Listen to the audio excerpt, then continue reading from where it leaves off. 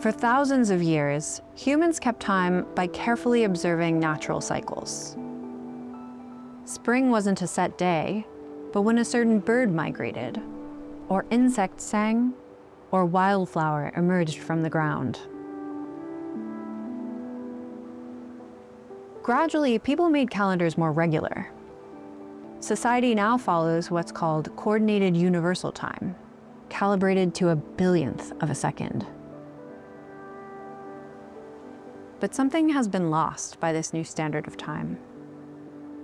What might a new standard of time look like?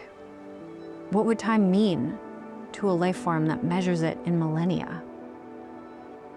High on a remote mountain in eastern Nevada live the bristlecone pine.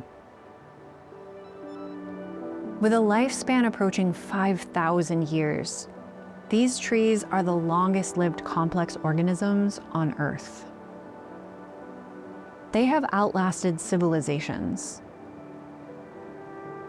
each limb sculpted by centuries of ice and drought. They are ideal natural calendars.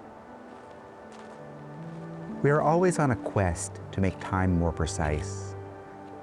But that precision is not necessarily accurate because it leads to the illusion that the entire world can be controlled according to our needs.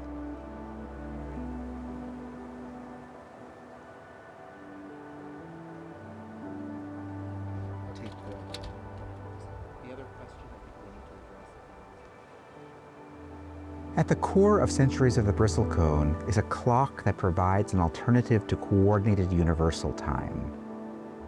I call this new standard Bristlecone time. If time is measured in terms of girth, greater growth will advance time more quickly. Every year, a tree will grow a ring, but the thickness of the ring changes from year to year based on differences in climate conditions.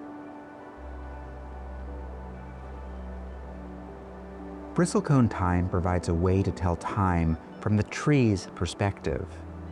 The clock is an instrument to orient us, to calibrate ourselves in relation to the tree. The data drawn from these trees on the 𝘊𝘭𝘥𝘦𝘶 Foundation's Bristlecone Preserve becomes a rhythm, a heartbeat that directs a clock located in the Nevada Museum of Art.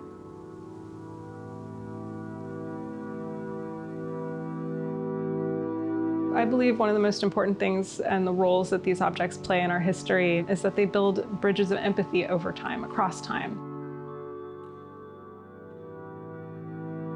This clock does have centuries of intention. And so we are building something that is meant to be around and meant to be engaged with, meant to be held by future generations. The clock shows two different times. On the left, coordinated universal time. On the right, bristlecone time, which will slowly grow out of sync with Gregorian years. Each is correct.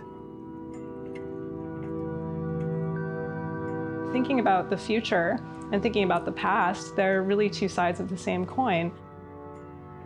Our intentions now are that we are building things for the future.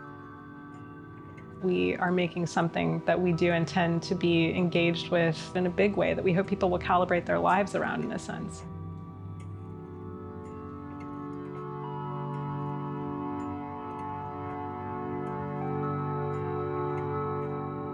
Of course, trees have no use for clocks. They are perfectly good at keeping time themselves. I hope that recognizing bristlecone time will help us notice the time kept by each entity we encounter, the millions of time standards that surround us when we stop to pay attention. Ultimately, we all need to make time together.